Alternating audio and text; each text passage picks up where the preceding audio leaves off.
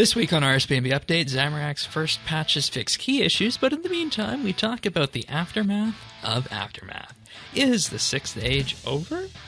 We also dive into the Protean and Dummy processors and ask, is it time to amp the lamps?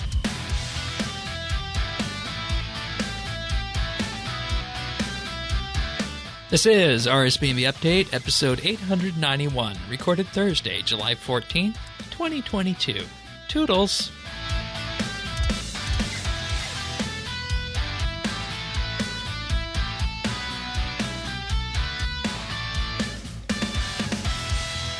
Hello, everybody, and thank you for joining us for another episode of RSBANDB Update. We're back for our Week 2 coverage of the Zamorakian Undercity, Zamorak himself, amongst other things.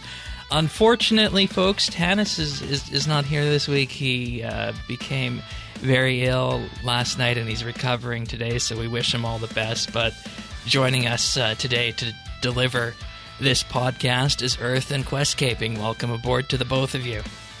Hey. Are we on a boat? Welcome aboard? Yeah, we're on the SS RSBANDB Update. Oh, no. Delivering podcasts week by week, covering the RuneScape news of the week, whether it be the game update, patch notes, microtransaction updates, which we actually do have this week, lots of lore discussions, and, of course, sometimes some interesting discussions going back on updates as well, but nonetheless, thank you for joining us here on RSBANDB Update. If you want full show notes, you can find those at update.show. You can also find us in-game at Friends Chat, BitsBytes. I am Shane12088 in-game. Earth can be found at Lord Earth and Questcaping. You're Questcaping right now, right? I am indeed. Okay, of course. Good.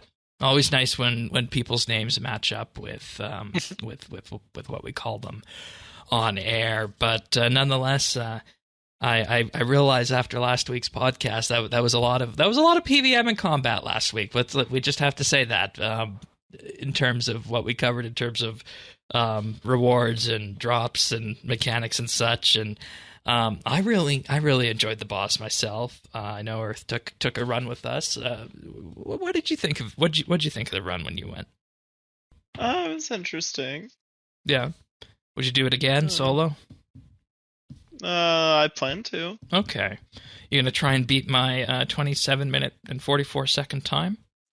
Ooh. No, I hope that record remains forever because it is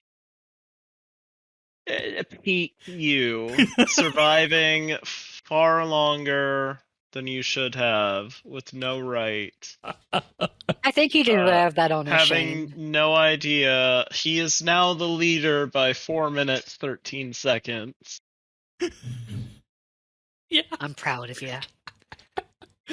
And that's on the high scores for anyone to see. And I'm just holding that for as long as I can. I want to see if anybody has a longer time than that, and then I will resume trying to go for solo kills after that. But that's just too funny to try and make a move on that. Literally in last place. Yeah.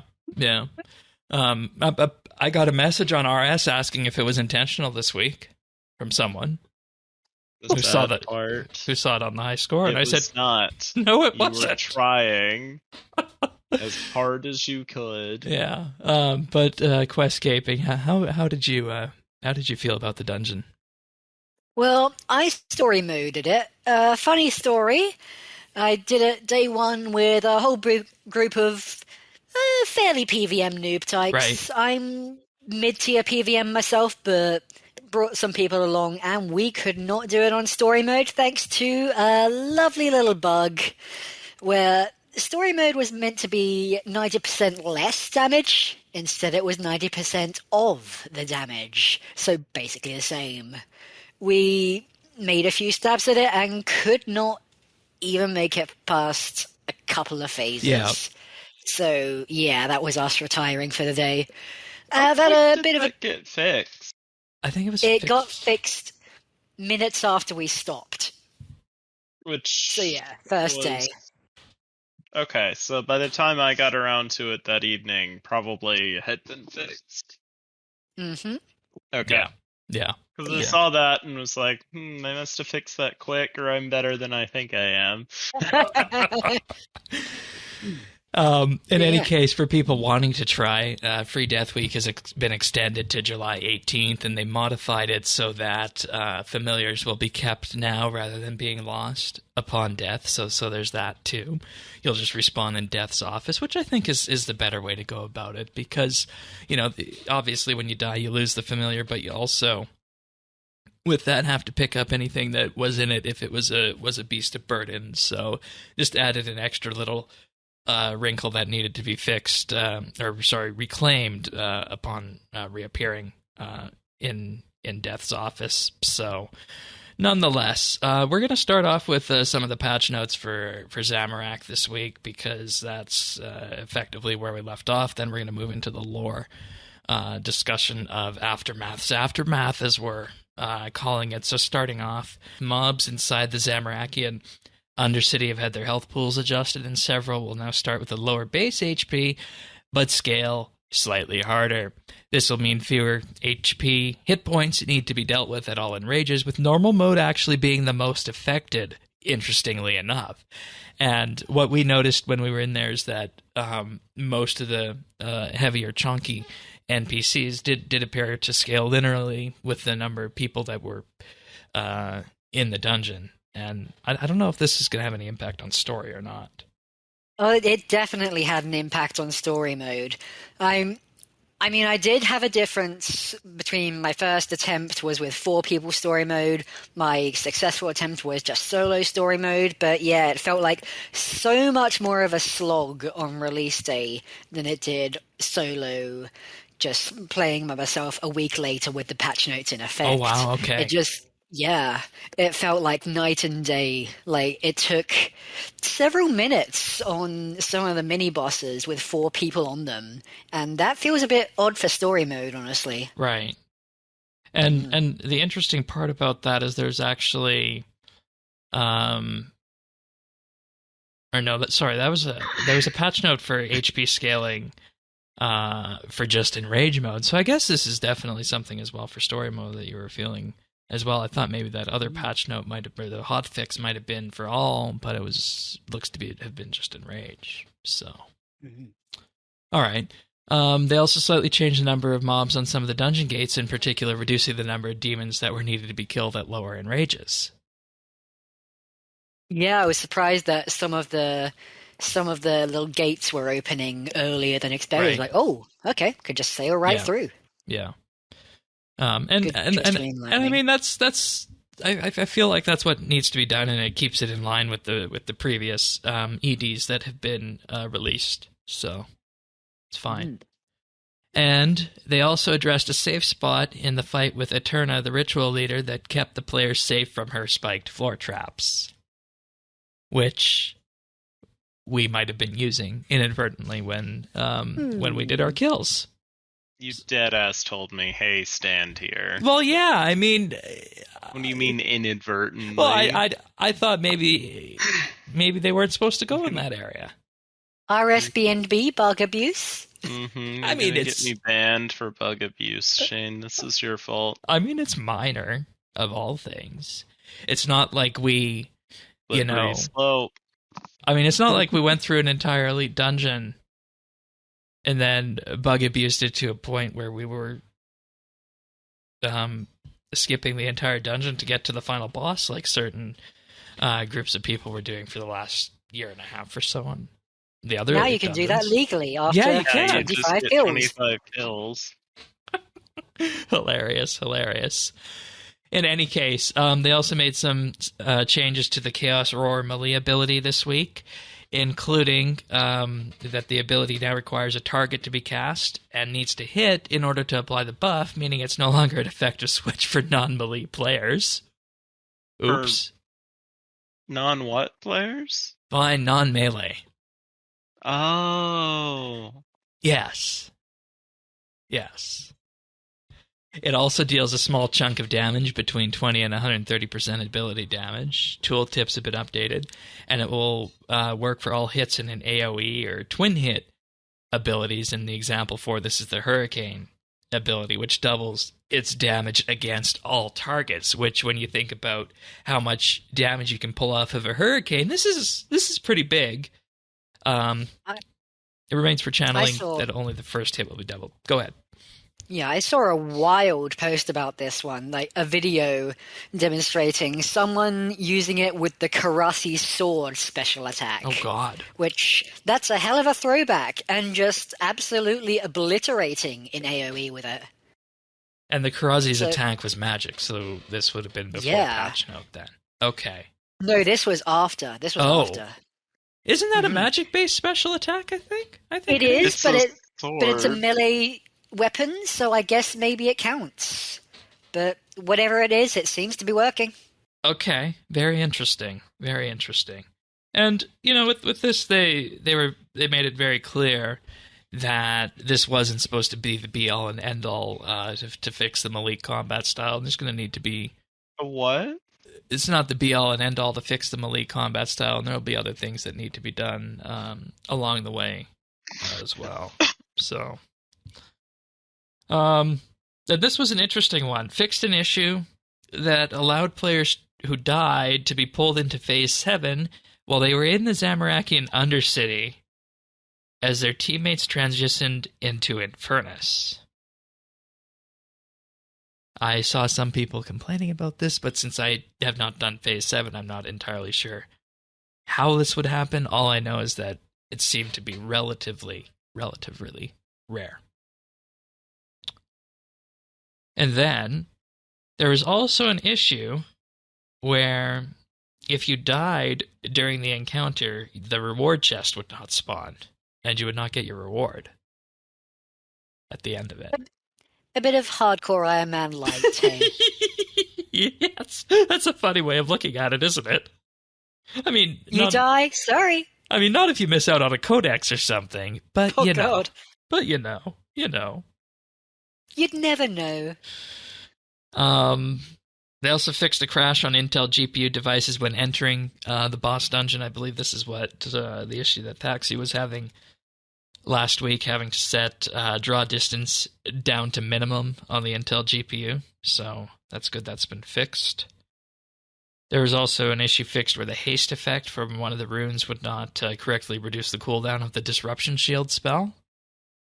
And for anybody who knows, you can actually use Disruption Shield combined with Resonance to completely mitigate the damage on one of Zamorak's special attacks, at least on normal mode. Ooh. And get healed. Yeah. Is that how you stayed alive so long? No. I did other things to stay alive for so long. But then Burnt Bones will now work with the Bone Crusher. If you have that, if you bring that into the dungeon, you have it on your tool belt, like most people do. Most people, yes. Not, I do not. I'm not most people. Yep, you're certainly something. Yeah. And then we're just going to move on. I can't believe this. I still... No. Oh. I still can't believe you caught what I was going to do there. Yes. This is not my first rodeo. We're moving along before I roast you more.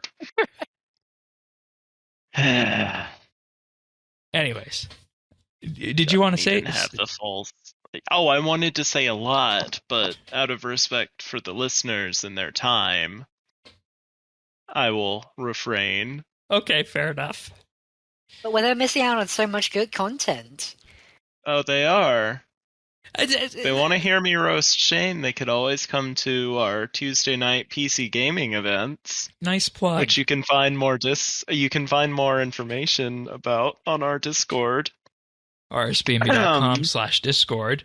But the point is that I'm just not a fan of Slayer, and I never accrued the points to put the Bone Crusher on the tool belt. Yeah, because you canceled tasks you didn't want to do, and then you just did the same task over and over, and then you complain about how Slayer is repetitive and boring, and there's no variety. What's a task streak?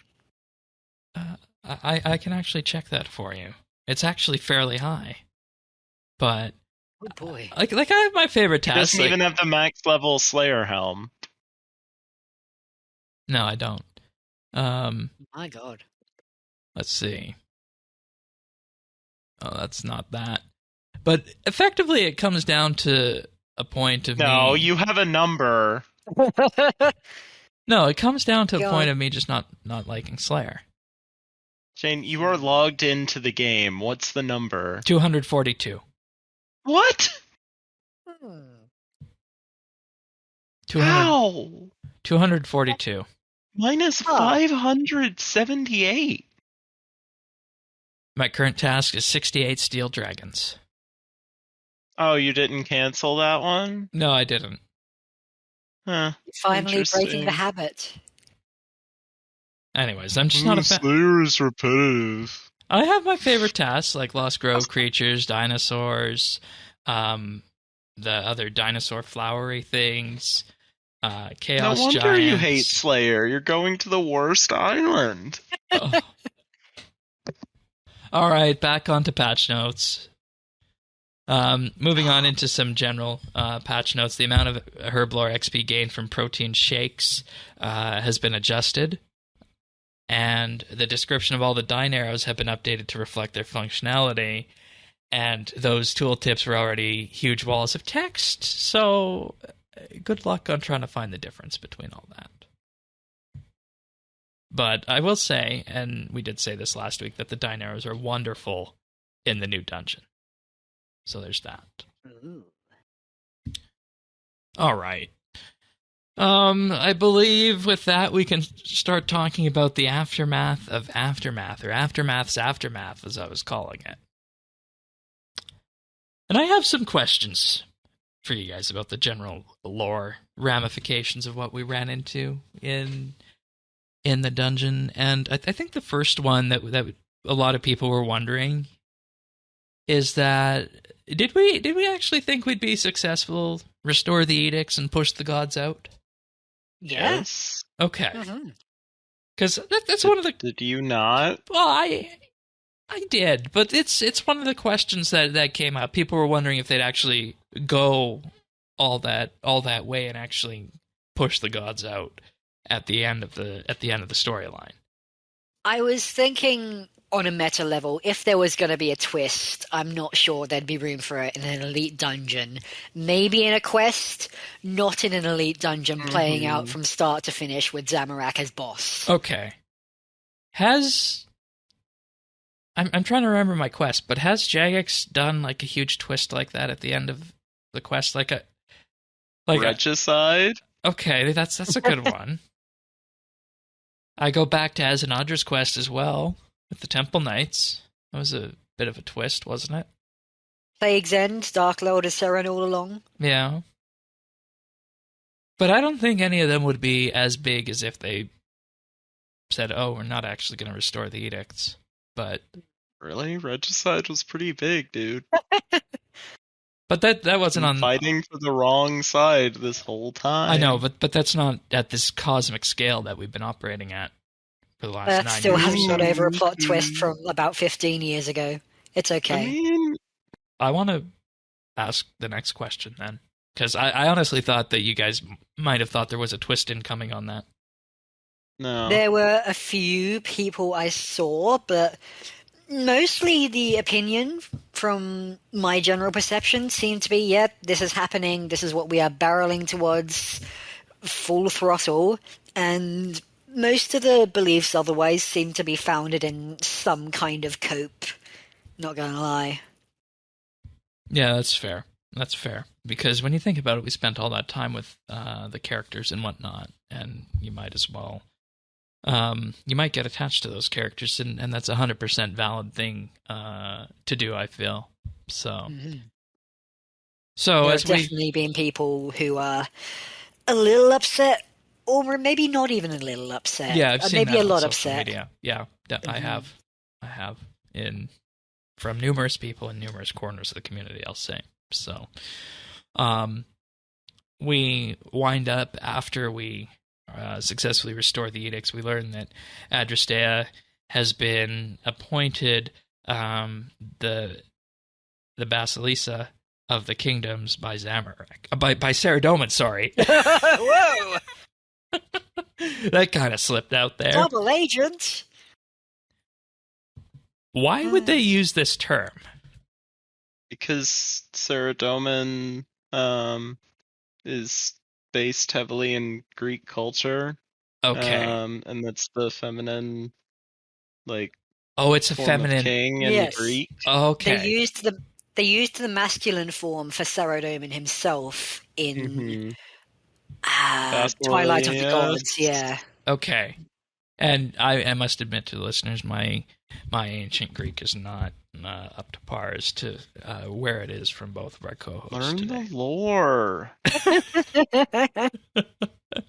I'm sorry, if you want to take part in RuneScape lore, you have to have had at least an entire course on ancient Greek. I'm sorry, but you're not quite Latin, with the rest and of us. I knew what that meant. Like, I also took Latin, so damn, I've actually kind of proven my own point.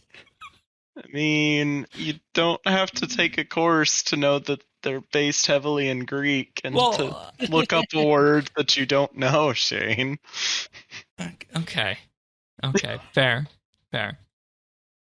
Now, when we first saw Adrastea appear, we obviously knew she'd be having a major role. We first saw her in Extinction.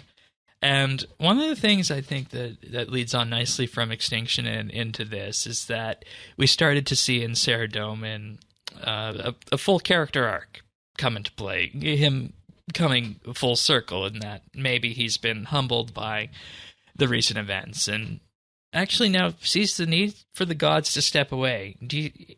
I don't think that was said outright anywhere, but that's the sense that I got. Do you guys agree with that? I feel like it was said outright at some point, but yes. Okay. Yeah, it's also interesting that I think Saradomin's arc has been as much a reaction to the player base as it has been an in-game thing, because watching the player's opinion of Saradomin over time, it's gone from outright hate, why would you ever follow this guy, to reluctant respect. Mm-hmm. To adoration. What about the people that felt the exact same way about Zamorak when his character arc started in December? I mean, so the difference there is nothing Zamorak has done has changed his character. Yeah, and everything he's done, I'm like, yep, all right, understandable. Right. And the interesting part about that is that we didn't really have that fully fleshed out when we started back in 2013 with the World Event, now did we? No. His character, I think, really didn't come in. It started to come into being with Dishonor Among Thieves, and more so with the Elder God Wars stuff.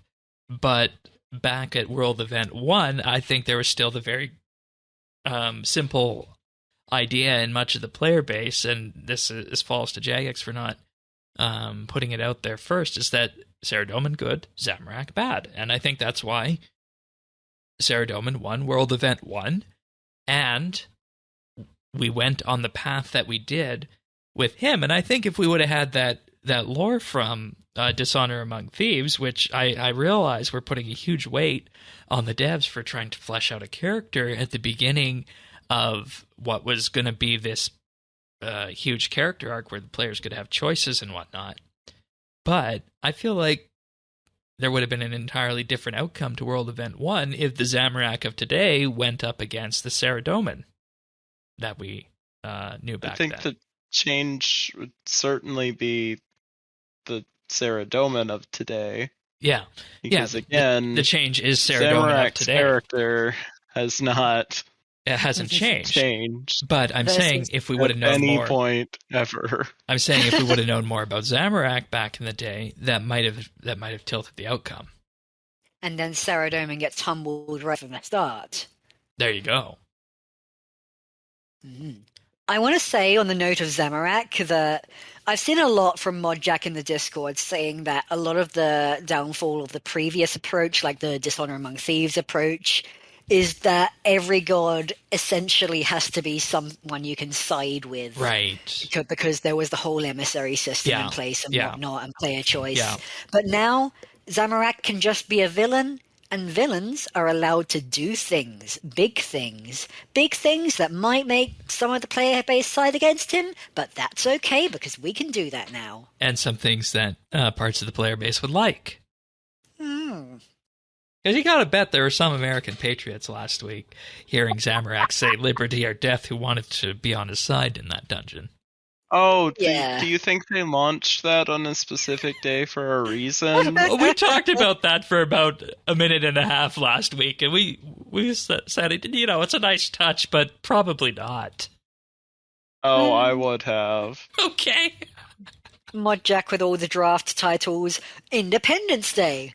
Liberty or death. That would have been funny if that could have been it, eh? And they didn't go with that. Why? Tragically, Mod Rahman didn't like him. So all the American hate patriots, you know who to send the hate mail to. So Hypothetically. who can suck my Star Spangled? Oh, God. I have to send the image. Oh, God. In any case, back to this Zamorak rabbit hole, and then on to Sarah Doman's final message. He said, "People of Gielinor, the threat of Zamorak has been averted, but at a great price. To keep you safe from the Lord of Chaos, I must leave this world and battle him eternally in the plains beyond. My daughter Adrastea of Hallow serves as Basilisa with my blessing. Show her the..." You just pasted it. I was trying to read. "Show her the unswerving loyalty you have shown me, and our kingdoms will continue to prosper in unity." And for anybody watching the video version of this on YouTube, you will see that there was just an image pasted in the show notes. So that's an image. Why didn't we have you on the show last week? It was July 4th and all. I don't know. Only you talk to me every day or something. Right. Anyways. So, following from that, Sarah Doman, of course, disappears. Anything else you guys want to talk about on the Sarah Doman side? Can I talk about something that happened before the Sarah Doman stuff came up? Yeah. So there was no fanfare whatsoever for the World Guardian losing their powers. It just happened. You wouldn't have known it had happened if not for a dialogue line saying, "Nope, my powers are gone." We also said it's quieter. Which, of course, is referring to the voices in our head. Oh, yeah. Oh, yes. There they go. There's a lot of people missing them, to be honest. Yeah, they were an interesting character, and once again, we of course dealt with the whole Sliske thing in our last installment at the end of Twilight of the Gods. So I don't feel a need to go back on that. But yeah, I don't think they should have been a thing forever, but they were a fun thing while they lasted. Yeah, and I wonder if anybody's actually mourning the World Guardian status out of this, because that's a pretty big deal too. That's 9 years of character identity. People joking, how are we going to do Raksha now? Mm-hmm. Right.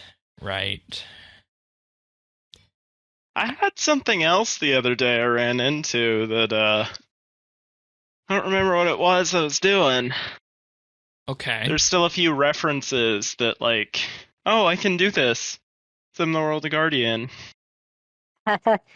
Yeah. Was it something archaeology based, maybe? Like one of the mysteries, maybe, or something? I want to say it was. Okay, fair enough. Maybe one of the relics? Yeah, could be. Oh, yeah. Oh, being able to offer relics to the monolith in the first place. Yeah, that. I don't remember what it was. Right, because wasn't there the little bit of shadow anima inside us that was supposed to protect us from interacting with the Codex? So. And now we're just, we're meant to be fueled by the Codex, basically. A little shadow battery. Yeah, now we're kind of sterile, aren't we? So. Yeah, we got sterilized by Gothics. Speak for yourself. Oh, right, that has another meaning. Oops. A little bit. All right. Following from this, you can talk to Armadil. Armadil is going to return to Tardied, as he promised he was going to do to look after the elves and whatnot.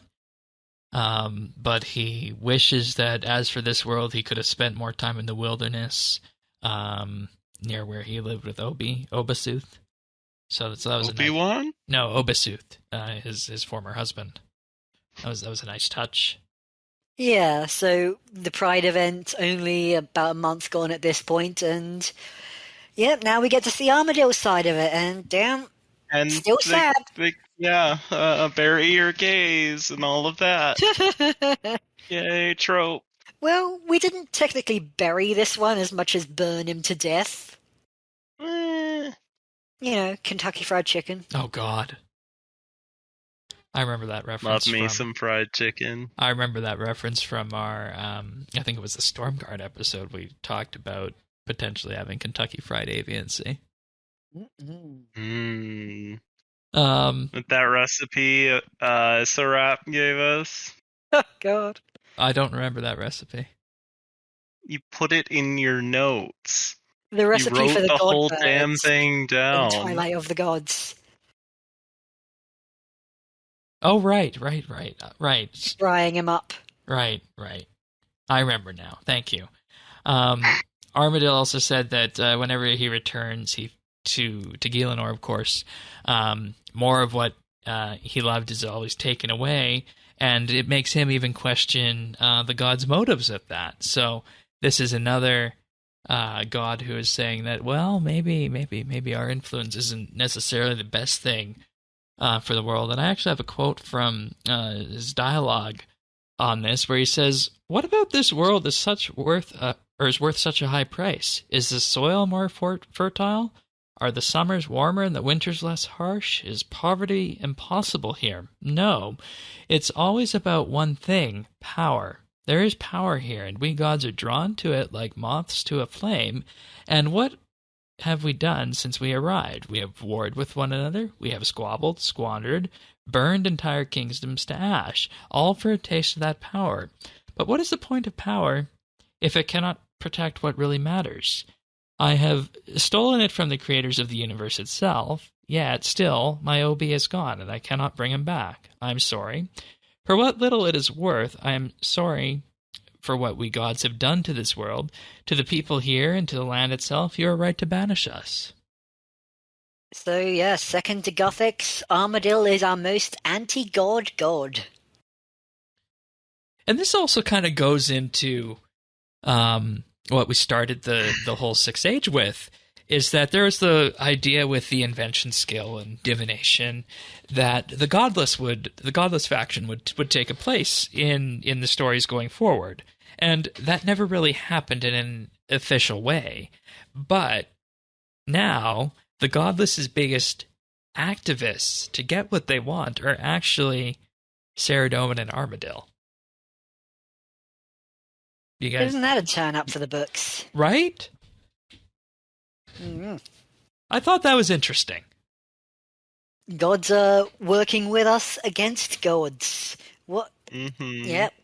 And willingly pushing for the godless side, which at the beginning was only a 1 out of 8 faction, which really, I think, speaks to maybe the direction this thing should have gone through the entire arc. But after this, I want to talk about what Azanadra had to say, representing the Zerosians. But before I do that, I want to thank our Patreon supporters for this episode, because you guys let us do so many fun and interesting things, like monthly bits about boss tier lists, about legacy combat, about designing a comp cape rework and what the comp cape rework might have looked like today. So I'd like to thank in particular this week Amos Reed, Andrew C., Arvids L., Bryflex, Big Huge Rat, Chunk the Monk, Diana, Drama Free, Duramax, Hello Matey, Flazza Man, Free Milk, Jade Gizmo, Jason S, Jeebus, Jesse W, Ling01, Lucky Ducky, Mohan V, Nate the Great, Nick G, OTR Gamer, Patty the Architect, Ricky A, Parnassius, Samuel FL, Skio10, Seth W, Stubby, Tabby, The Naked Captain, Tom V, and Zat. Thank you, everybody. It truly means the world to us, letting us do all these fun extra things for the podcast. It wouldn't, of course, be the same without all you guys. But, of course, if this sounds at all interesting to you, just check it out at patreon.com/RSBANDB. There you can support the podcast starting for as little as $1 a month. You'll get a mention in the show notes and access to that entire back catalog of monthly bits that I was just talking about. Things like the boss tier list, the legacy special, daily scape tier list at the start of the year, just to name another one. The whole back catalog of 48 monthly bits and counting. We also do have a VIP tier for $3 a month where you'll receive a special VIP rank on the Discord, including chat channel access and a mention on the podcast at the start of the month, plus high-quality stereo versions of the show. And for $5 a month, you'll receive a shout-out on the podcast each and every week and gain exclusive access to the outtakes we use to make the clip show at the end of the year. And sometime in the next month or so, we also have another Patreon special coming your way, where a couple weeks ago I floored Thaxi and Earth with my bank, and we're actually going to go through that bank in an orderly manner. And I will not be sober Patreon for special. this. Oh boy, you couldn't be sober for this. So this will be, and I have insisted that it be delivered entirely uncensored. So, what was the biggest transgression on the bank, in your opinion? God.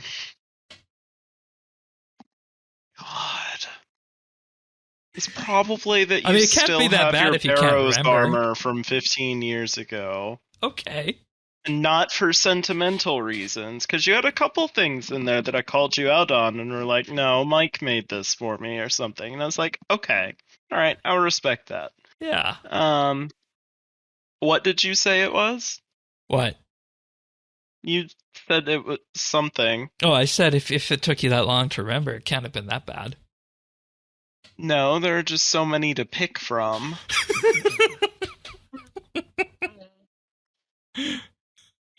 I mean, I'm gonna let you roast Shane's bank and be quiet about my own. No, it's not that it's disorganized. It's that everything he did was on purpose. Oh, I see. Like Interesting life choices. Escaping. Have you ever seen Tommy Wiseau's The Room? Oh God, I am aware of it and its intense cultural footprint. So the best description I've ever heard of that is that it's someone who made art, but on a shot-for-shot basis made the wrong choice every single time. All right. But all of them, someone sat down and said, I'm going to make this choice. I want to do this. This is what I want. So this is going to be a whistle-stop tour bank. of Shane's life choices, why he does what he does. Yes. It's not Okay. It's not disorganized. Just for clarification, I have an entire tab dedicated to the Ark, and apparently that's a transgression. Ugh. I had a tab that used to be a Slayer tab until I sold everything in it, and now it's just 2 anchovy pizzas. That's really funny. Anyways, Patreon supporters can look forward to that. Yeah, you two are going to have fun. It'll be good. I promise to be entertaining. All right.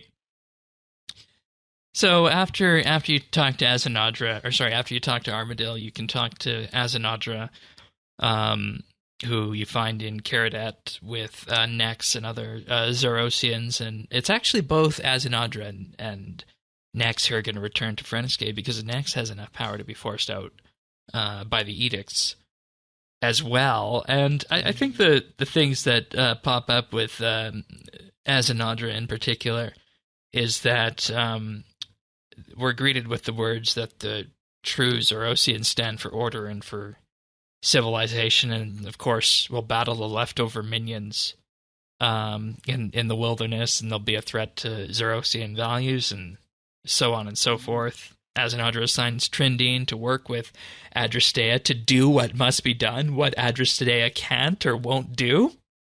I have ideas about this one. So, from what we've seen of the upcoming quest, Daughter of Chaos, there is a shady agent in the background of Adrastea's scenes. And there's some theories about that being Trindine. Like, apparently... Oh yeah, that makes sense. Wait, what is this? Yeah. So, the upcoming quest, Daughter of Chaos, there's a strong theory that Trindine is going to be the Adrastea's agent in that quest in disguise. And apparently Modzura, in his little preview for the quest, said that he had a lot of fun writing the dialogue for that agent, and yep, checks out, with Trindine being Trindine, you know? Yeah. I got a hunch. Yeah, and, this is going to be another one of those fresh break story points, and we'll have to wait and see what they do with this. And I find it very interesting that we're effectively going to have the same character imprints, Saradomin on Adrastea and Azinadra on Trindine, but of course they're going to be free to make their own decisions and carry out the tasks how they see it in their own mind, which of course gives the writers of upcoming quests a new blank canvas to work on. So I think that's the area where we have the most potential for growth in the upcoming storyline. I like the ongoing use of the Zerosian and Saradominist factions in comparison and contrast with each other. That's been happening ever since Azanadra's quest, really, where you have the order-based factions, and the fact that some of the most loyal, ostensibly Saradominists, the Temple Knights, can be flicked over to Zaros with a simple reveal and a bit of a tooting of a horn. And not much difference, but some crucial differences on the underside of it, really relating to how scrupulous they are. Yeah, and do you think there's anybody else who can be turned like that? Not sure, but maybe... Well, probably not Adrastea. I think the goal sounds like working under Adrastea's nose to roughly work for the same principles, but ensure that the Zerosianism is present underneath it all. From the shadows, as always. As always. And that's what I think the Zerosian side of the player base has probably wanted since the very beginning, when his first rumblings appeared, right? That kind present, of but shadowy. Yeah, exactly. So that'll be interesting to watch. Before departing, Azinadra says, "Have faith in this one precept: Zaros will return. The way must be prepared for him." So they're keeping that door open to do another high concept storyline involving the monolith and Erebus and all that. I mean, would Azzy believe anything else? Also, yes, but the door is open. The door is open. And you're entirely right. Azinadra, from the very beginning, has been loyal in that view. It's just his implementation has been different in that. Oh, is that what you'd call it? Okay. Would you not? I mean, I wouldn't use that word for it, no. But if you want to. I do, in fact, want to. Okay. That's rude. Also, they say that if Azanadra and Nex are able to, they'll search for Char, who also disappeared into the Monolith at our Battle of the Monolith event last year. That's another character that went missing. Yeah. Feels like she's still low on the list of priorities. Yeah. As far as Azzy goes, for sure. Yeah. And, I mean, I'm going to say this. I really didn't like Char's quests. I thought they're interesting from a lore perspective, but So. Not one for puzzles, Shane. No, it's not that. It's just the implementation of the flame stuff was kind of annoying. But yeah, well. And then we have this quote from Trindine. Later, Dad. Toodles. That's a hell of a way to drop a bit of a lore point, hey. Extremely trending. Yeah, that's just hilarious, I think. I just wanted to point that out.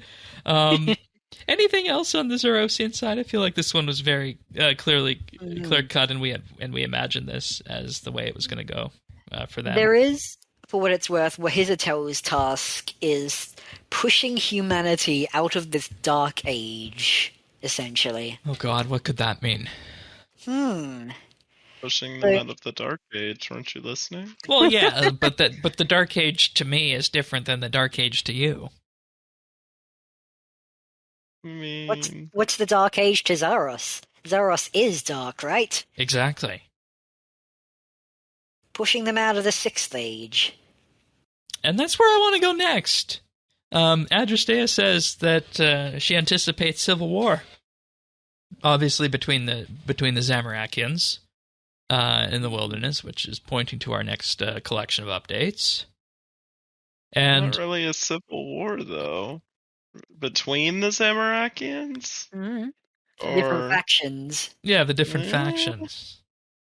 That's been in the previews for the Daughter of Chaos quest. So it roughly seems to be the Avernic versus Bilrak and Moya and the Demonheim lot, and the Black Knights, apparently, according to the lore book from the dungeon.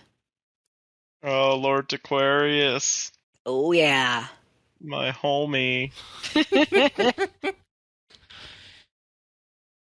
Yeah, and I brought this subject up with a bunch of other people, illustrating civil war in Gielinor, specifically between the Zamorakians, of course.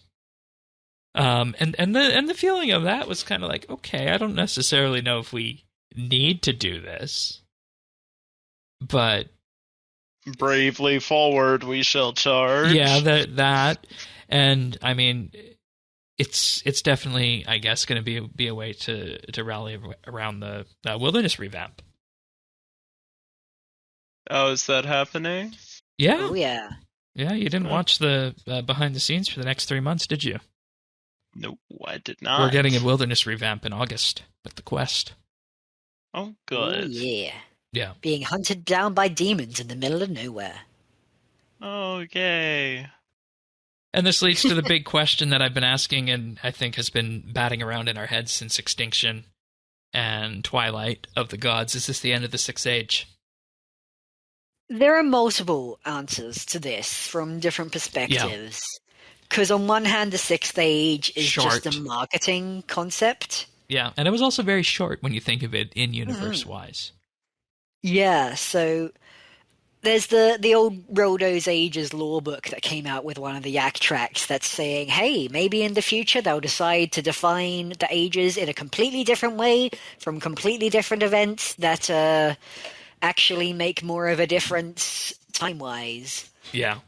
Yeah, but marketing-wise, as far as the Sixth Age goes, as 2013 releasing the HTML client RS3, hey guys, gods are back, big time, that's over. Yeah. And then you ask the question, but Sixth Age meant that the edicts are down and the gods can venture freely. At least I remember that being the definition of it. And that's not the case anymore. So that really raises the question: Is the Sixth Age over? In that narrow perspective, yes. Yeah, you're right. It becomes a point of semantics. In that, even the phrasing in the mini quest, though, I think Adrastea says pretty much word for word, it feels like the end of an age. Right, I forgot to include that. She did say that. And that's. I think ages are always defined by huge events. Yeah. Not by years, by huge events. Years have nothing to do with it. It could be 10,000 years or 1,000. They vary in length, no? Yeah, they do. They're always separated by huge events. Yeah. So a huge event, the gods return after a long-ass time. And then they're banished. And then it goes to something else. I see an argument for a seventh age, but it's just a marketing thing. Yeah. In the grand scheme of things, like if we're talking... put a number on it. Like, it doesn't matter. Like, if we're talking Gielinor history, in the wide scope, maybe this, 9 years, more or less, 2013 to 2022, maybe that's just a single event. That one weird little bit where the gods were around for a bit. Yeah, and with that, you go into what you're saying about that Yak Track lore book, how they might reconsider how that's interpreted. What was it, Reldo's Book of Ages? Reldo's Ages, 17th edition. Okay, 17th edition. Yep. And I think when we look at this and we go back, and let's just for the purposes of the rest of the segment, let's just call the Sixth Age 2013 to 2022 for the purposes of this segment. Obviously, what comes of that is going to be different in-game lore-wise. I'm going to ask a big question right now. Would you guys have rathered we just continued on and not do this back in 2013, now that you know what the big arcs were? Not done what? Like, would you rather that, World Wakes, just imagine the World Wakes never happen and we continue on on our merry way of not being World Guardian and not running into all these crises? I don't think the game would have survived this long. Damn, really? That. You think the Sixth Age was that crucial? I think it brought a lot of people back, brought a lot of people into it. I couldn't say it was life or death, but it certainly revitalized it. Yeah, and when you talk about revitalization, that's basically just saying, because so much of the past 9 years has been linked to this, whether directly or indirectly. It's also like saying, hey, what if we just didn't have any updates in the past 9 years? Right. What if we didn't do EOC? Without offering... Yeah, offering their big questions. Look at the old school. Look at the old school updates for the last 9 years then. Imagine those instead. I think it could have survived. I think, Ritual of the Majrat here being our biggest scale of quest or lore event, I think that's sustainable, and it is what we're trying to go back to now.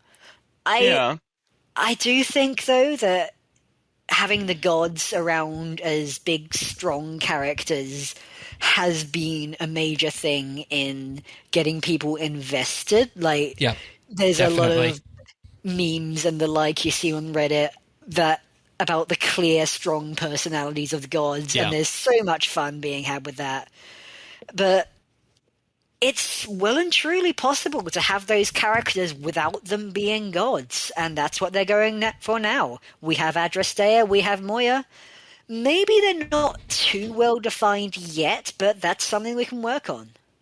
Oh yeah, and I mean, like I said, gives the writing team a lot of latitude for interpreting these characters.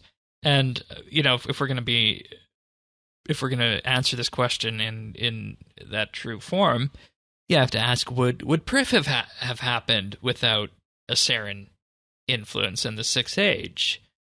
Yeah, I mean, I think it's kind of a silly question.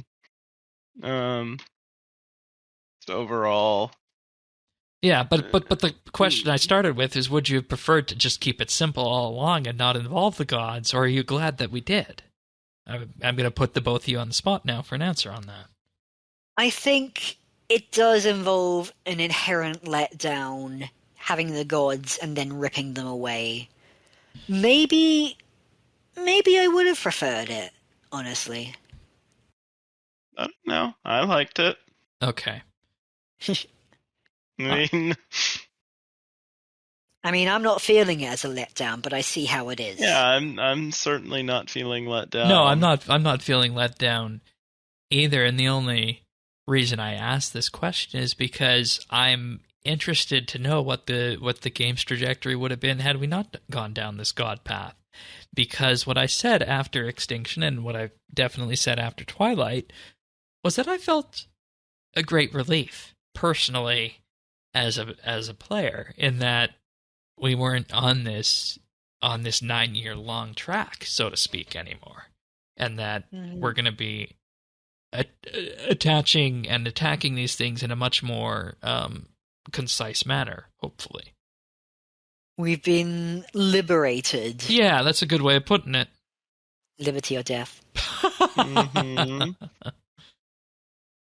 All right. Anything else about winding out the Sixth Age, or if that's happening, or Aftermath in particular? Not really. All right. I do have something to comment about where we're going next, in that we do seem to be focusing on the kingdoms. There was some commentary from Saradomin that Adrastea is his choice for Basilissa, because the kingdoms are disunited.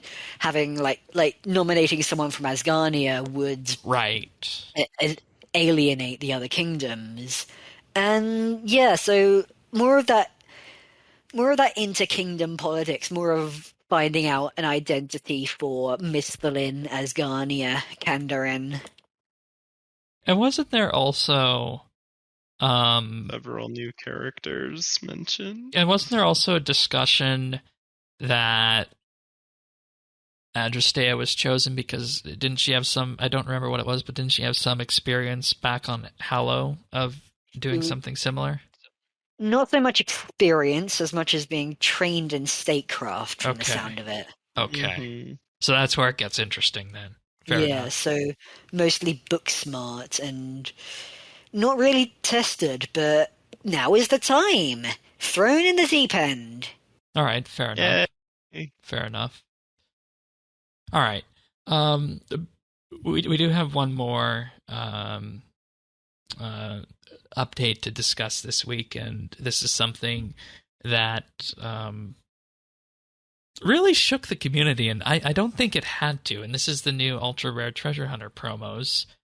I'm going to be 100% honest. I'm going into this, and I honestly don't think these are too big of an issue. I know there are people who think otherwise, but we'll start off. We have the Superior Knowledge Bombs in the Ultra Rare Prize Pack. Can grant double XP for an hour. Can't be used during double XP or boosted prayer XP at a Gilded Altar, Chaos Altar, Auto Sanctifier, or Powder Burials, etc. I don't think this is the one that people are overly concerned about, because we've been saying for a long time there's going to be a way to get your own burst of double XP. So then we come to the Protean and Dummy processors. These will process 2,000 proteins or 75 dummies at once. Now, I'm going to run through some numbers for some of the Protean skills. Not all of them. I'm just going to pick and choose a few that jump out to me. So I'm going to start with construction, assuming mahogany planks. You run through 2,000 mahogany planks. That's 280,000 construction XP, assuming you're using it at that level. For fletching, if you're at Level 95, that's 776k, 610,000 at level 85. For crafting, at level 99, 646,000, or at 92, halfway point, 605,000 for a stack of 2,000 Protean hides. And then for smithing, because those ones go every 10 levels based on the type of bar that you're using, it just goes to whatever your highest is level-wise. So at level 90, Elder Rune, that would be 1,060,000 XP. And if you were at level 70, going through 2,000 Protean bars in one action would be 660,000 smithing XP. Now, where the numbers get really high and really absurd in terms of just finding it absolutely amazing that you could get this much XP in one action. Everybody sitting down? Level 92 agility, going through 75 agility dummies. 1,050,000 XP. This is an approximation to us because we didn't have anybody who was level 92 agility to confirm the XP on this. At 99, that goes up to 1.4 million. For Slayer, at 92 and 99 respectively, it's 1.689 and 2.3 million respectively. For Hunter, it's 1.9 and 2.8, thereabouts. And for Thieving, it's 2.4 and 3.4 million XP, rounding up there on that. If you go through that step. 5 of these. Yeah. So, in theory, you could go through upwards of 15 million Thieving XP if you had huge stacks of any of these dummies on this. And if someone's getting ultra rare prizes, then chances are they've done a lot of treasure hunter. Yeah, and that's the key point, and why I don't see this as that big of an issue. These things have a 0.001% drop chance from a chest. Now, to figure out about how many chests you'd need to open to have a chance at getting an ultra rare prize from Treasure Hunter, you do something called a binomial distribution, and you can approximate that with some simple math. And what that works out to be is that you'd have a 4.9% chance of getting one ultra rare Treasure Hunter chest after opening 5,000 chests. So these are stupid rare. And what this does is it kind of paints a picture of what's happening with this. Do you guys have any initial thoughts before I jump into some of the analysis on this? Oh, bravely go ahead. Okay, okie dokie.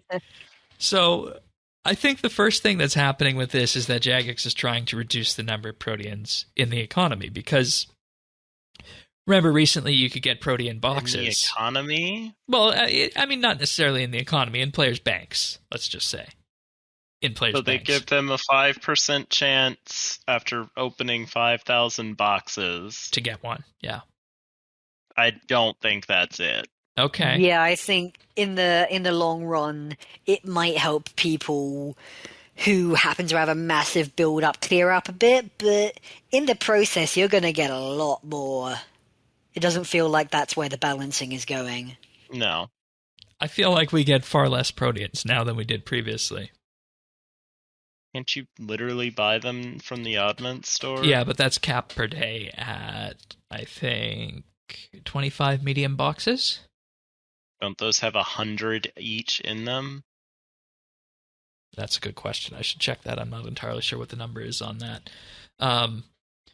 But I was talking with the Zerdones. They have 150 in them. Okay. And I'll check the number. You can buy 20 a day? I think so. I'll double check that. So that's 3,000. And then, obviously, with that, you'd be able to slice through a bunch of those with your various processors and such, right? So that's correct. I was talking with Zerdones, who's been on the podcast before, from the lore angle, about what this might be, and I wanted to share his opinion on this with him, and he asks the question, and this is perhaps charging bravely ahead, Earth. He says, is it necessarily bad to give players a way to skip the skilling grinds? And he doesn't think so, because if PVMers and the whales who are injecting money into Jagex are bypassing skilling, he says that's fewer. It's going to be fewer skilling resources in the economy because fewer are being produced, but there's still going to be demand for them because of how they're used in combat or PVM, which he feels creates an opportunity for people who are okay with that skilling grind. That RS sort of assumes that not end game. Yeah, but there's a lot of skilling stuff that is still just skilling for the sake of skilling, not skilling for the sake of endgame. Yeah, and you're probably going to bring up something like Star Trek Online in a minute, Shane. Yeah, so you can buy to the end. First, you have to get a character to max level first. Yeah, but that's levels true. don't matter in Star Trek Online. No, and it happens or most other MMOs. Yeah, and a lot of them you have to get the max. You have to max out once in order to even buy the thing. Yeah, and I got the numbers here on the Protean packs. By the way, you can buy 60 small Protean packs every day, and each one of those has 75 in there. So you can buy up to 4,500 Proteans a day if you wanted to. Still a fair chunk. Yeah. So that's just under 2 processors. Or no, that's Is it 25? Yeah, it's just over 2 processors worth. So I want to say, RuneScape is maybe now effectively giving people the choice to skip to endgame if they want to. There are a lot of people who do play the game for nice casual skilling, and that can be something they hold for themselves internally. They're idle just clicker. Enjoying. Yeah, like Tannis's smithing on mobile. Mm-hmm. But I think the idea of high scores for that is kind of dead now. The top of the high scores is set, has been for years, and is not changing. The only time it changes is going to be when a new skill comes out. Mm-hmm. And there's going to be a treasure hunter moratorium on that anyway. Yeah. So where it matters, it's already fine. Yeah, and what Zerdones feels on this is he says he hopes it would enable Jagex to focus on endgame content. And one of the bigger problems he feels affecting RS is attracting new players or recovering lapsed ones.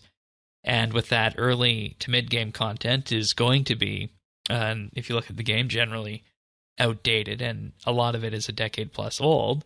So someone is a new player, comes in, or somebody who took a long break and wants to get into content they see advertised, like maybe Zamorak, which we talked about its story mode still being relatively accessible, but there's still gear that you're going to need. He feels that the player would have a significant problem of having a long grind ahead of them, and most of that being really boring because either the content isn't up to modern standards or there's not much socialization to keep the player engaged because most players are hovering around endgame. And I feel like also doesn't make sense based on the rarity of this. And I feel like it's an interesting line to walk because endgame is different for each and every player. You can have an endgame where you're chasing comp. You can have an endgame where you're chasing 120 all. You can have an endgame where you're chasing 200 mils. You can master quest, PVM, and so on and so forth. You can have an endgame where you exclusively play Trouble Brewing. I'm sure you know some people that do that. Oh, yeah. I mean, so that also doesn't make sense if it's to get new players into the game, to skip the skilling grind, because as you said, after 5,000, you have what, a 4% chance of getting it? 4.9% chance of getting one. Yeah. If you buy those 5,000 keys with bonds, that is $2,666 US. Yeah. I'm also not sure this meshes with the idea of maybe they're trying to shuffle Proteans out, like lower the amount in the economy, because that is going in the opposite direction of making XP easy to come by. Yeah, that also doesn't make sense because I feel bad spending 1,000 on the first computer upgrade, major upgrade in over a decade. I'm not gonna spend $2,700 on pixels for a new game that I'm not invested in. So that argument is bullshit too. Yeah. Maybe it's just better at this point for RuneScape to sell max level accounts. Well, and see if we're at that point. Thank you for bravely charging ahead into that. I think there's people in Jagex, specifically on the business side, who'd be interested in trying that.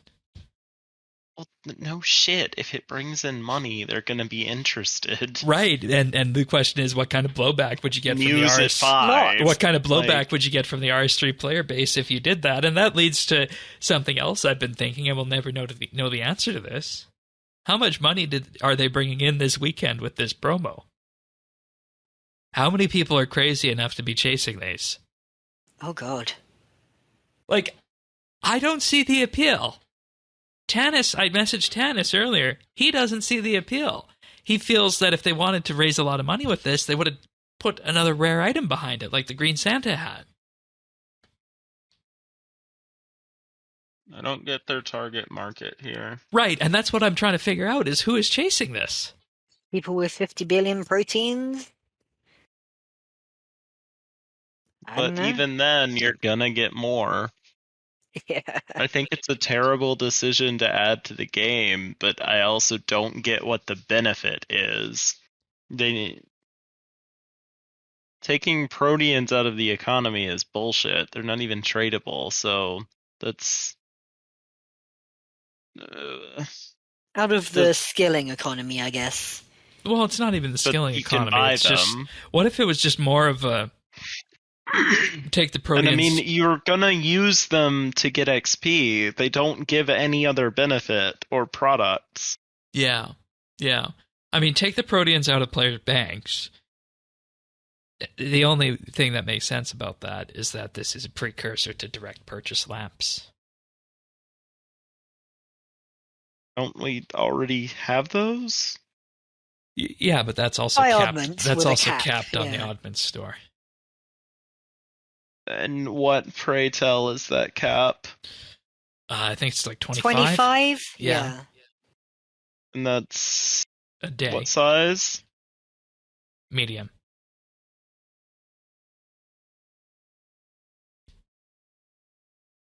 So. The 25.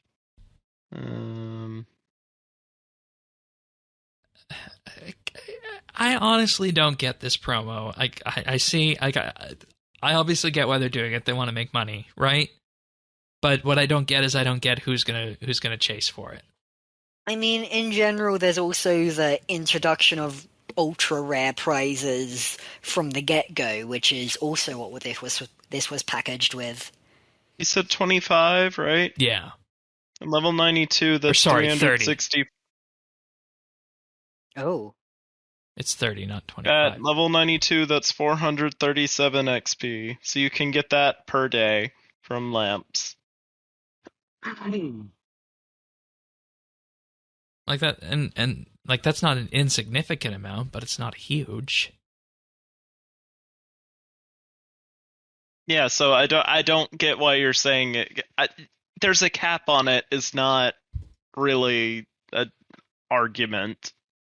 All I'm saying is I don't think this is going to be a problem for the game.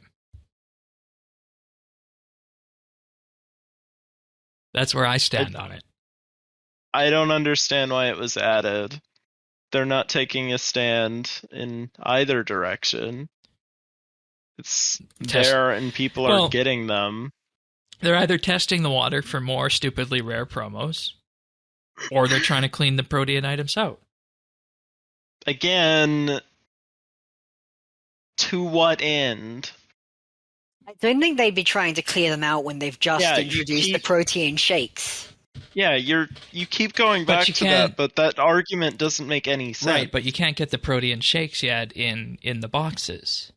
What I'm wondering, what I'm wondering is, are Proteans going to be phased out, and are we just going to go to more of an XP based model where you had XP on Treasure Hunter or direct purchase from the like store? A lamp? Yeah, like just amp the lamps that up. You can already get. No, but amp the lamps. Ooh, that's a fun way of saying it. Amp the lamps up.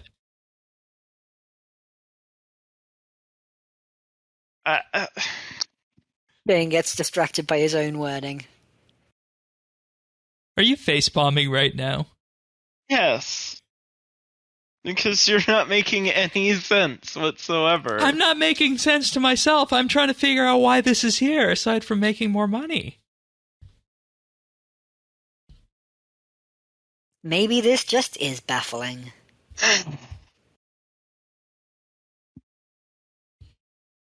It doesn't make sense to me. I've laid the points out. I've laid Zerdone's points out. I don't think it's an issue, but it doesn't make sense to me why it's here. Because I can't think of people who are going to chase for this. If you know anybody out there who's going to chase for this, anyone listening, please do let us know. So, reach out, ask why. Yeah. I don't know. If they're okay. I'm happy to move on from this. I was hoping to get to a question of what Jagex wants the RSN game to me, but I don't even think that question matters anymore, since we haven't been able to provide an answer of what these things are for. I mean, it makes sense to move RS away from a grind game to an end game, if that makes sense. Yeah. But something that you have a 5% chance of getting after spending $2,700 is not... Oh, that's not the way to do it. So I don't think that's their goal. Now, here's an interesting idea.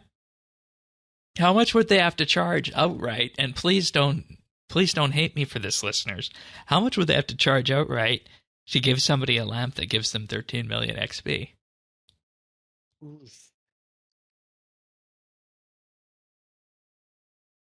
I don't want that to happen. I'm just asking the question. How much of a dollar value they'd have to put on that? In comparison, on their pride? With the 2,700 that we're talking for, like, just a bunch of proteins, then the standard set is pretty high. For. So let's not undersell this. This is in Hunter 2.7 mil times 5. Those are for the dummies. That is and that is a 90. That'll get you to 99 twice from level 92. So they're all about the same. Yeah.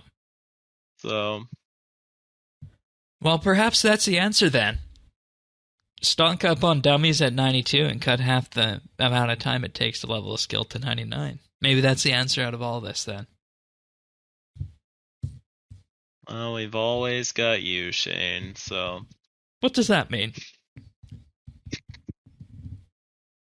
Calling you a dummy. All right. And on that note, we're going to move on to our picks of the week. But before that, I have something I have to show off that Zant. Oh, God. It's good. Ooh. It's good. Zant wanted me to show this off this week on the show. It's a preview. It should be live by the time you guys all see this. Some of our Patreon supporters are going to be very aware of this, and this process started in October of last year. We knew we were going to be coming close to the $200 Patreon reward, and we said, okay, let's do a postcard, a commemorative postcard for RSBANDB Update about what our listeners mean to us, and we commissioned Zant to do this. And in addition to the postcard, he built an entire scene in Unreal Engine 5. And as a result of this, it was the Legends Guild, and the idea behind it is that the legends of RSBANDB Update are our supporters. And this postcard went out to Patreon supporters last month, and with that, they also got a special version of the video that you can see on Zant's ArtStation, which is linked in the show notes at update.show. And everything that you see here, I think with the exception of the foliage, was modeled by Zant himself. It's a wonderful piece of artwork, even all the way down to the water fountain. That was one of my favorite aspects that was shown off. There's also a number of Easter eggs as well that the very open-eyed looking at his ArtStation will see. But Zant wanted me to show us off. I consulted on a number of those, by the way. I know you did. So. I told him to talk to you about some of that stuff. But he's going to be taking this to a wider public release, and figured that, since we initially started this project off on the podcast, we could show it off here.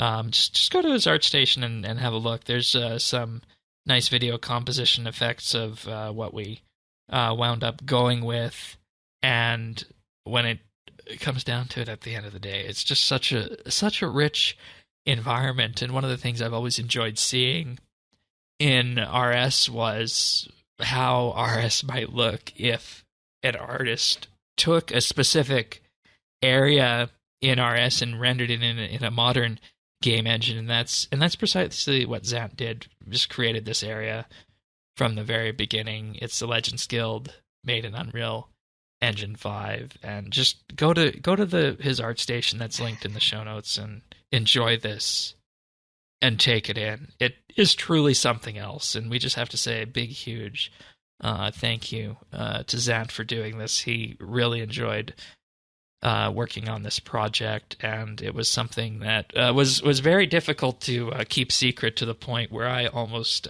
broke the secret a number of times myself in talking. That doesn't sound like you. Yeah, I almost broke it a number of times myself in talking at the through our Patreon segments and such. But the link is in the show notes at update.show. Alrighty then. Which of you guys have picks of the week? Hello. I guess I can. All right. Ooh. Who's going first? Not I.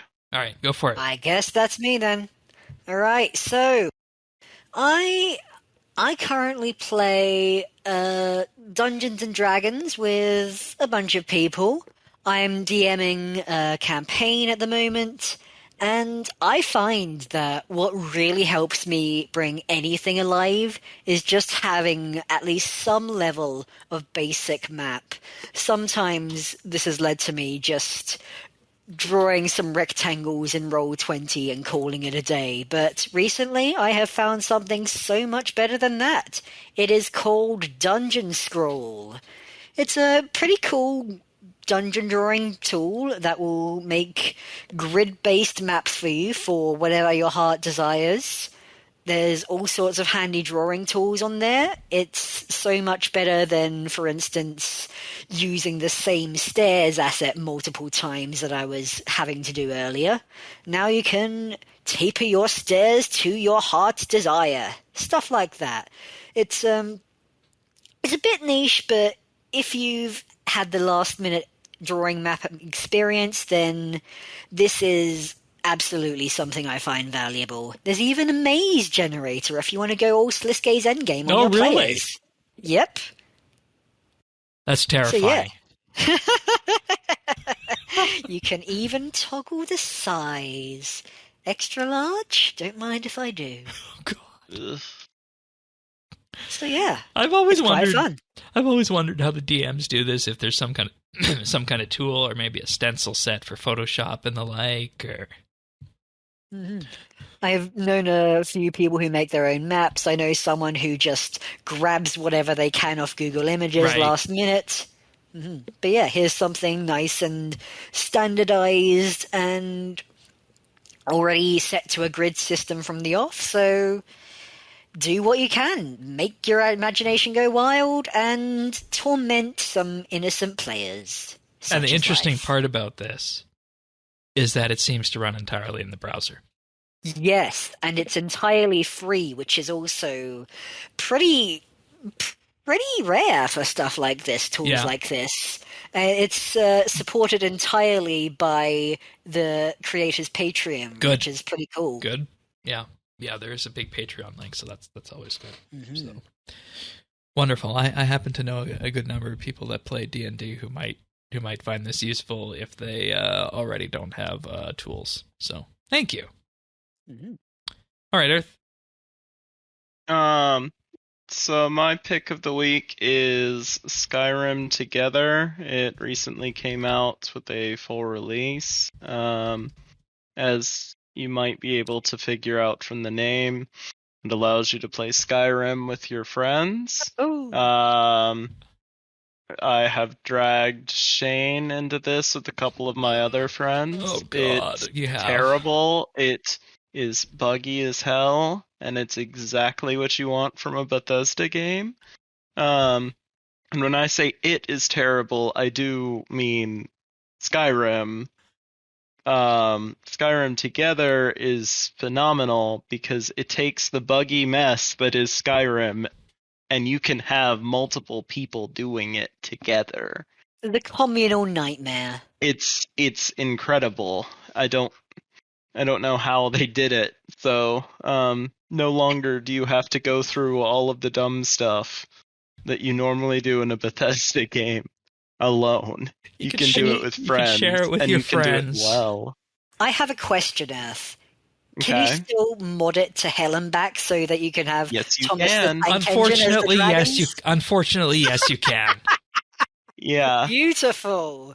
So Um, you can not only experience Skyrim together, you can experience the hell that is The overly horny modded. modding community. Yes, that's correct. I wanted to sneak some of those mods into the mod pack that we sent Shane just to mess with them, but I got overruled on that one. Because my friends are no fun and lame. You mean Adam was no fun? Alan joined in too. Like I really? said, I got outvoted. Okay. I will send them some thank you cards. Yes, you do owe them a big thanks because I could send you page 1 of Nexus mods for Skyrim, and it would scar you for life. Oh god. So, All right. let's just say that people have taken the mod tools and they've really They've expressed their creativity. they've really done some quite literally incredible things. All right. Oh boy. Where Jesus is not present. And on that note, we're going to move on to your achievements. Starting off, we had Breezy with 99 fishing on July 13th. Skips got 99 mining and cooking also on the 13th. And then we have Serge Aurora with 99 archaeology on the 12th. All right, we have Barizi with 99 Herblore on July the 11th. We have Duradel, 99 Magic, also that same day. We have the interestingly named Iron Ass, 99 Rune Crafting and Dungeoneering on July the 9th. And River Design also getting that 99 Dungeoneering on the same day. Well done. And then on July 8th, Lady Claw got 120 woodcutting. Swaboosh got 99 archaeology. Tiny Cat got 120 defense, and then on the 7th, Remo Reaper got 120 farming. Nicely done, everyone. Nicely done. All right, what have we been up to? Let's start with you, Questscaping. So I haven't been playing too much RuneScape as of late, but something I did do lately was enter a costume competition that's being run with the Fashionscapers Discord. Oh, really? RuneScape itself, yeah. So it's an official one. They're handing out one of those KBD off-brand Lego sets as the top prize. Yep. Yeah, so that's just closed, I'm afraid, but I had quite some fun designing a Zamorakian outfit. What I ended up doing was incorporating the evening mask and just doing, going through my outfits, seeing what the most messed up face I could find was. I ended up using the blood-veiled mask, hiding it behind... Yep. Oh yeah, that was great fun. Wonderful, glad to hear. Not the Abyssal Demon one? Oh, no, that's the Rosian. That's the Rosian. Okay. I mean, demon. Why not? A rebel Abyssal Demon. Okay. All right. Earth Outlawed. Just working on maxing. I'll probably get 99 thieving next. Oh, good. You doing safes? Yeah. So. Nice. Quick. Yeah, absolutely. How many skills you got left to go? Well, let's count, shall we? All right. Time for a counting lesson. I'm doing it quietly now out of spite. and for the record here, the one who sometimes has counting troubles is me. Interesting story on that is that when I go 11. Okay, 11. When I go out to a restaurant, I will most often forget to count myself and the number of people that we need for the table. You don't exist. Well, you're not a person, Shane. You're a robot. All right. You keep forgetting that. And you remind me every day. Mm-hmm. You can always count on him for that. Yeah, that's true. Putting you in your place. Yeah, and trash. Maybe that's the reason I wanted you here this week. So I could yell at you about your capitalist bootlicking. Well, no, I honestly had no idea what was going on with that, so I figured we'd have a discussion about it. Okay, now you're gonna act clueless because you've been called out. Okay. No, I honestly, I still don't think it's a problem. I just don't know what the point of it is, aside from an attempt to make some money, which we'll see if it's successful. So, I said capitalist bootlicking. Yeah, there's nothing wrong with that. So, oh, Jesus Christ. Here we go. Hey, I want Jagex to make money. It's as simple as that. Because if they can make money, that means we have a game. That's the way I see it. The short-term gains. In any case, as for me, currently still working my way through Yak Track. I am behind on this one, believe it or not, folks. What tier are you at? I am on task 34. Me too. Oh, really? Okay. That's weird. I thought I was going to be more behind than you were on this one, but I feel like my gameplay over the past number of weeks has either just been dailies or a bit of PVM that didn't really register in terms of the total amount of actions taken necessarily to progress the skill and kills that fast. So for about the last 5 tasks, I've actually been playing through the first task and just doing what it recommends I do. Why are you copying me? This is literally what I've been doing. Okay. If I was copying you directly, you'd be at the RuneSpan right now. That's where I'm headed next. Oh, well, I just got there. I'm on a farming run right now. So perhaps we should end the show since we're both on the same path then. Well, you're still licking capitalist boots, so, we are not quite in sync like that. Okay, fair enough. Boots are a part of a healthy diet. But, I want to get Yak Track done, so that's going to be my main goal going forward. But aside from that, I haven't really had time to go into Free Death Week too much. But in any case, with that, I'll say that if you want full show notes, again, update.show. If you want to subscribe to us on any podcast listening service out there like Apple Podcasts, Spotify, Google, Amazon, Pocket Casts, and more, just visit update.show/subscribe. And we're also on YouTube at youtube.com/RSBANDB, where you can find the nibbles from this episode and, of course, the Zamorak episode last week. And oddly, the nibble that took off the most so far out of all the ones we've done since last week was the one about the ring enchantments, believe it or not, which I found surprising. But, hey, people apparently like the ring enchantments, so that's a good sign. Like their bling, Shane. Yeah, and they really make the rings from the Rex Matriarchs interesting. More interesting than they were aside from Reavers, so check those nibbles out at youtube.com/RSBANB. But with that being said, we'll be back next week for another episode of RSBANB Update, and until then, take care, everyone. Have a good weekend. Goodbye. So, yeah.